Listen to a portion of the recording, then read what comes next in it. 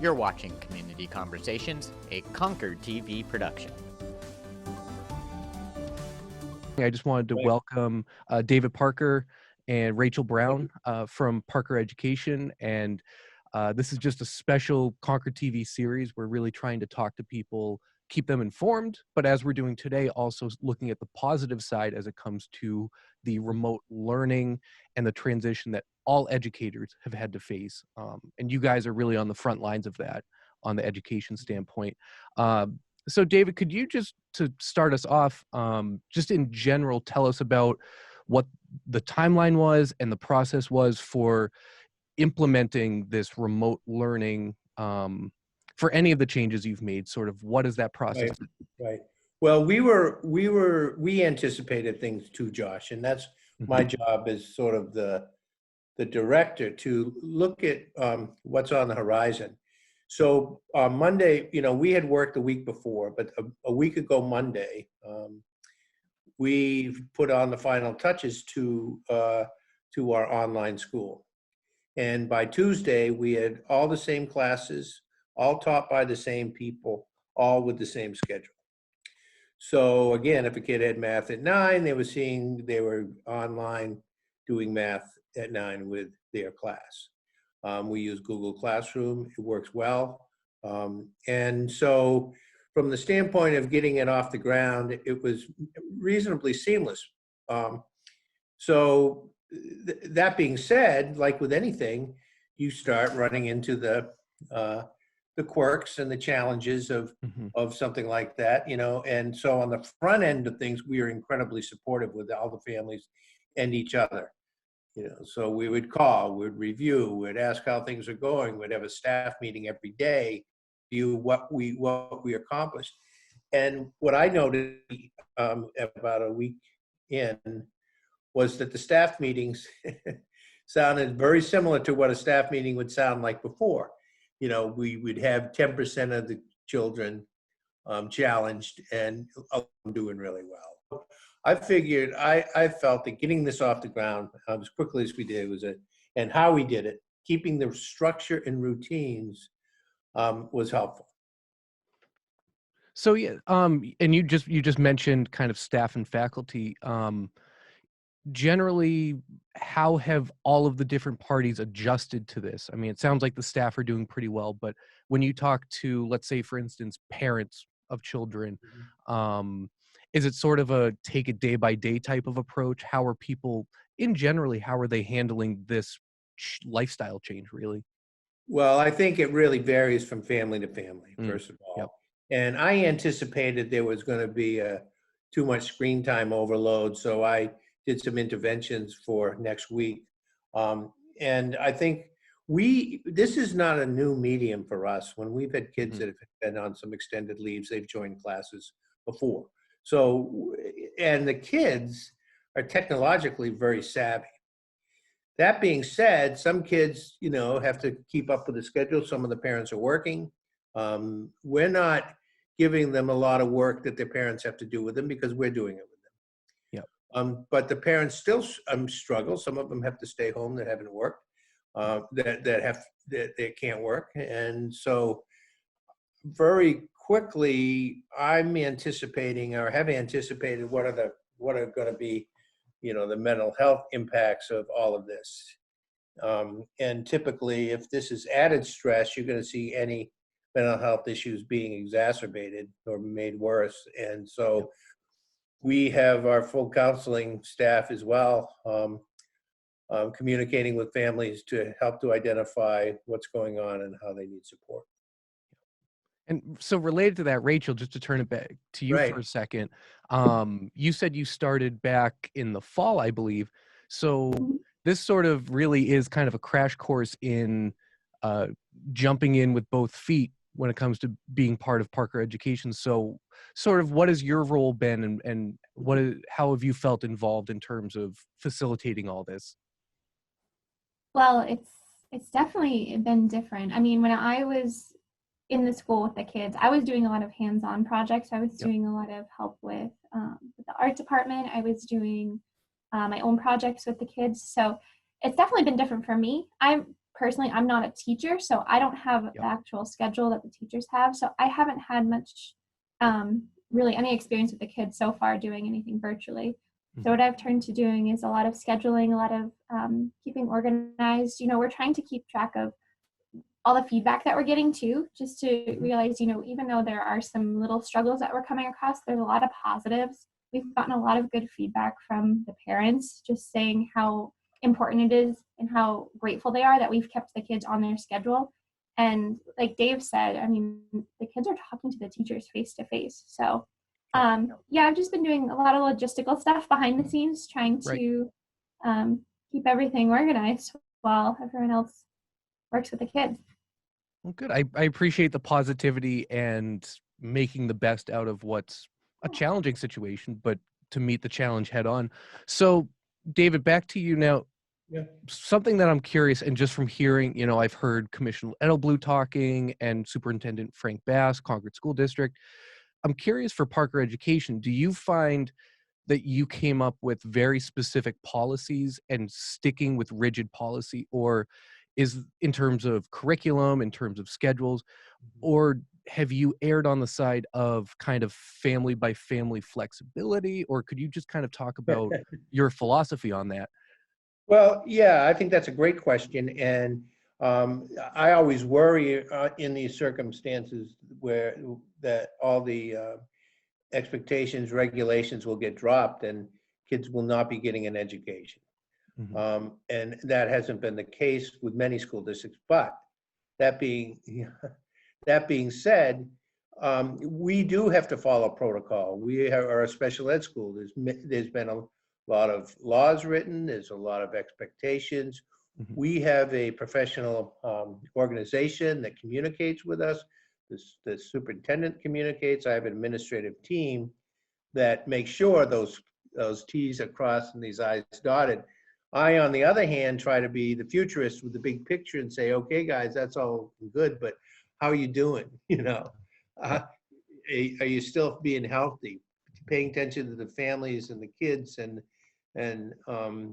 my staff to make sure that they're not, burning out. This is a lot of change, and it's not just changing for them. It's changing for everybody, and so we have to be supportive of each other. But we have to fulfill all of those regulations. There was some question about how special ed was going to respond, and we are given more flexibility. But I don't give people more flexibility. I want my kids learning. I want my kids engaged. I want my kids looking forward to coming to school still. And so I'm not, I don't think I'm that demanding, but I'm a watchdog anyway. No, that's a great answer, and I appreciate that perspective.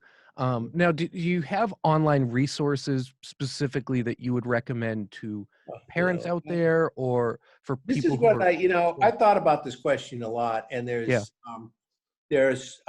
not going to sit here and recommend any particular websites because I'll let Rachel speak a little bit to that, but there's an enormous amount of resources out there. And what I would more recommend is that people look at the gestalt, look at the picture, big picture, ask how they're doing. Ask, is the mode that they're using effective? And are people continuing to learn? I mean, if you really look at the real big picture, you don't have to go back that far in time where compulsory education didn't exist and people learned from their families and their mentors and their tutors and their community members. And so we are not going to wither on a limb. There's lots to do out there, and people need to take care of their health and their well-being and put that as a real priority right now, because boy, there's a whole lot of, and I worry about the social isolation. The kids, interestingly enough, are used to this more than the adults, functioning in a virtual world. Rachel, did you have some things to say about this? No, I mean, resources. For resources, well, I think, we have, and at all the schools, but specifically our school, our teachers are so in tune with the kids that I think if families or parents need any resources, they could just reach out right to their teacher. Because I do think that all of the kids are a little bit different too. But as far as things online, I mean, I'm not super socially online capable, if that makes sense. What's the word I'm looking for? Yeah, that makes sense though. No, I know what you mean though. Yeah. Yeah, but even I'm seeing all these like little things, just people are able to connect through social media so well. Like I've seen even just small little workouts that people are sharing. Yep. There's resources out there for meditation. There's resources out there to actually get out and be physically active. There's so many resources now for people to connect face to face. Yeah. Through this whole digital era. So Yep. I do think that, while you could go to websites and find I don't know, documents or activities, there's so much to be said about what works best for the individual that is sitting right there. And yeah, I mean, I would go back to talking to kids teachers. Yes. They're awesome. They've worked so hard. I think that's a great point. I really do think that they're going to be the best resource if parents or families are looking for anything.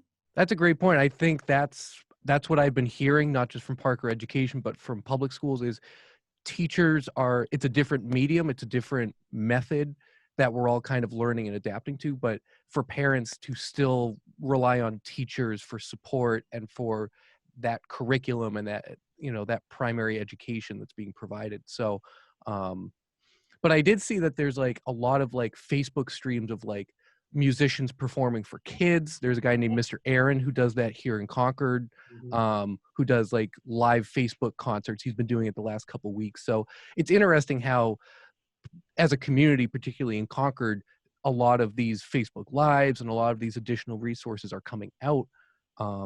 So I think. Yeah, to speak to that, Josh, this is an amazing community, and I've been involved in a number of different ways over my lifetime, and people are stepping up, and we have a very serious, pandemic, and we have to take our, physical respect to being around people very, very seriously, so that we can, bring this under some sort of control. This isn't just kids play. The other thing is, this is what we do as teachers. Teachers are problem solvers. Teachers are gathering resources to teach their kids. One of the things I would just also say is that if you're teaching your kids and you're doing activities, remember what their strengths are, and remember what they're passionate about and interest, because you can teach any subject. We take, the kids, missed opening day. You want to teach math and science and history. You can teach it through, you can use baseball as your medium. You can do all sorts of subjects. You can do the history of hiking in the White Mountains if you decide, well, the only thing I can do what I'd like to do exercise-wise is start on the 4,000 footers. Well, you can do all the subjects through some of those interests. And people, again, need to chill. The natural pace of learning should be slowing down. That's okay. It's probably good. We're wound up pretty tight as a culture. So True. anyway. No, those are great points. And I think sort of just the last thing I wanted to touch upon, obviously without going down any kind of political road or anything, because we're very opinionated at Concord TV. But if you could just tell us kind of just factually sort of what interaction you've had with the New Hampshire Education Department, Commissioner Edelblue, or really just statewide in general, if there's any support or feedback or anything you've recommended to them, if there's a give and take there at all. Well, yeah, there is some give and take. My feeling about this stuff is like the oxygen mask on a plane. If you take care of yourself first, and then you take care of everyone on the plane, you're going to do fine. And so I think here in the beginning, we have really been very, very focused on making sure that our program, which also includes tutoring and other things, I mean, that's been totally impacted by this. But, if we take care of the people closest to us, then we'll be able to move forward. We have gotten regular updates on terms of the rules and expectations. As I said, we have professional associations that we could collaborate with that have been supportive. I mean, this is a time to work together with everyone. And again, regardless of your partisan views, we need to come together. And I think initially everyone's scrambling. I think as things settle out, because we're in this for the long haul, we're going to see, and I'm beginning to see it already. Things sort of tweaking out. There's some really great ideas. So, Yep. yeah. Good. And I think, like you touched upon before, we're fortunate to be in such a supportive community. I'm pretty much a lifelong resident of Concord or in the area. Me too. And there's a reason some of us have stayed here, because it's such a tight-knit community. And this is an unprecedented situation, but I think Concord and New Hampshire, we're prepared to stick together, support each other, and also be safe. I mean, that's another point you had mentioned, is public health, social distancing. Those are priorities that has to be taken seriously by all of us, but to still be together. And that there are a lot of parents or people who aren't used to being socially isolated, and so figuring out ways that we can still communicate and work together. And I think this is encouraging. I love that we're sitting here talking and Right. being positive and talking about solutions and talking about the way forward. For us at Concord TV, we're still taking it day by day in terms of what we can Right. do. But I think for me, just to make it kind of personal, our Right. best role for Concord TV is to just keep telling stories and to Right. make sure the public is informed. But we also have some projects coming up that are going to be sort of the positive side, the humanity of what people are doing to be together as a community. So, Well, Josh, life does go on. I'm on as you know, on the Concord School Board, and right. we're in the process of hiring a principal, hiring a superintendent right in the middle of the budget process. Yep. And we've had to do a lot of work on how we're going to make this public and free, access to the public, and probably Yep. with your involvement. So, Right. I'm really glad that you guys are there. You've always done a nice job, and appreciate it.